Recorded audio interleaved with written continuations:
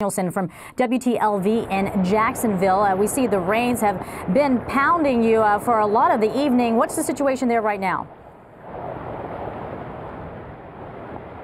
Well, the rain is starting to stop a little bit, and I probably spoke too soon. It's going to start picking up again, but it's the wind right now that is really powerful. For the first time this morning, I'm really having to steady myself. If you can look out here at the bayfront, the water, I know it's a little dark, but the water is coming up over onto the sidewalk over there. It's right under the Bridge of Lions. If you can see those waves, that is the biggest I have seen it all morning, and this is also the most consistent that I have felt this wind. It has kind of been coming and going all morning, but now as it gets more powerful, it stays that way, and that is exactly why this entire area was under a mandatory evacuation. It's why there is a curfew that is still in place, and why all of these businesses and structures here are boarded up. Well, hopefully they are. Most of them are, because of this bayfront so close to them, and those powerful storm surges and this powerful wind that is just expected to intensify.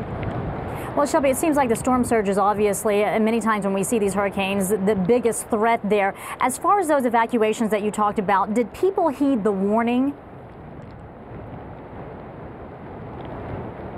You know, okay, so in St. Johns County, so St. Augustine and all of the county that surrounds it, there are 1,700 people in shelters just in this county, and also 300 pets.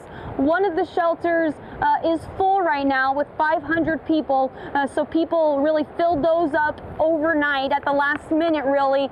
I would say most of St. Augustine has evacuated. Really, St. Augustine is the biggest risk right now for St. Johns County. However, there are a lot of people who are staying here still, and the reason is because, if you don't know, St. Augustine is the oldest city in our nation, and a lot of people are very emotionally tied to St. Augustine. Their homes have been passed down in their families.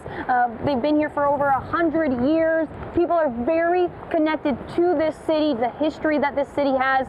There's a resiliency in this city here. The mayor was talking to me about it yesterday, but it's because of that a lot of people feel like they can wait out the storm, and they trust their homes to protect them. The problem is, the fire chief told me they do not believe there's a single living person in this county who has ever seen a storm this big. Says it's unprecedented. So for people to trust those old structures, it really made him very, very emotional to even think about it, because he was just begging everyone to leave.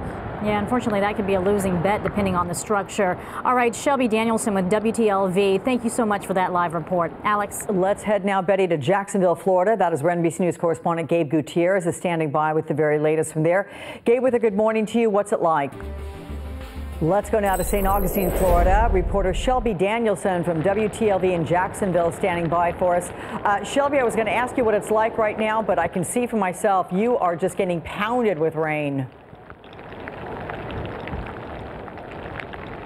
Absolutely, just a horizontal rain blowing through here. The wind very powerful, and you can see we are very close to the bayfront right behind me here, the Bridge of Lions, which will close down. And the whitecaps, you probably can't see it right now because it's so dark, but the water is so choppy, and just on the other side of this bridge is the St. Augustine Marina. And the concerning part about that is that there are still large boats tied up to that marina, and there are just restaurants and businesses that line this bayfront.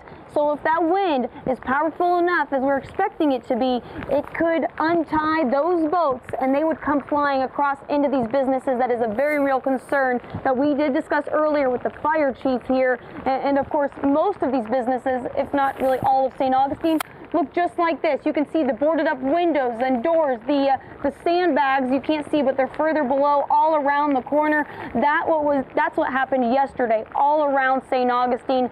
Just before people evacuated at the last minute, they made sure everything was boarded up because they know the danger that is coming this way, especially with those storm surges right here at this bayfront, expected about 9 feet high at least. That is extraordinary, Shelby. So I'm curious, have you been approached by local authorities and been told this is your absolute time that you must leave the area as well? Because it sounds like most people have evacuated the region and taken this very seriously. How about you guys? Absolutely. We spoke with the fire chief a little while ago. He's very emotional about this. Like a lot of authorities, they take kind of responsibility. They want people to leave, because they're leaving as well. And he did tell us, he said, where are you going? When are you getting out of here? You should not be here. Well, that's why we've moved a little further away from the bayfront. We moved further away from the flooding. There are streets that are flooded up to my knees.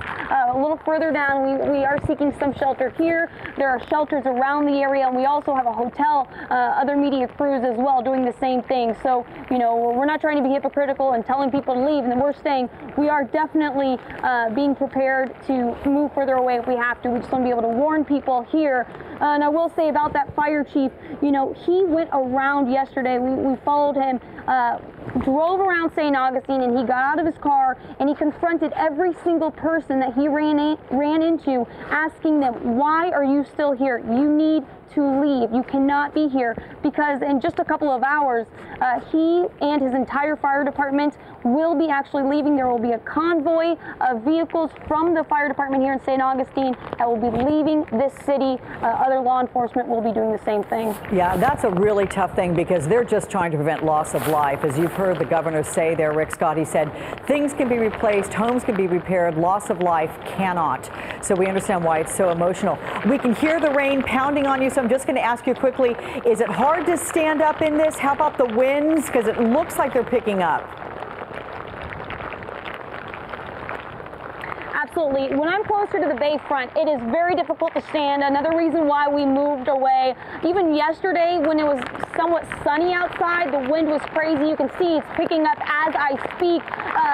Moving just this far away from the bayfront, though, I'm actually able to stand still. It's just this rain, and I can tell you it's kind of painful, the rain coming through.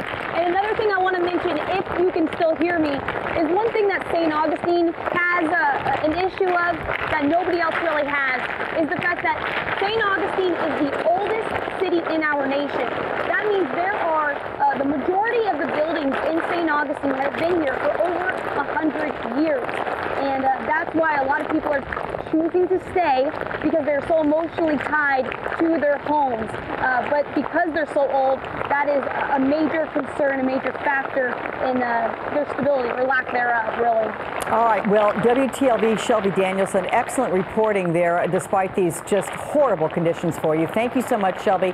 I'd like you to get some shelter right now and get inside if you can possibly do that. Thank you. Let's go to MSNBC's Cal Perry. Did you see that, reporter?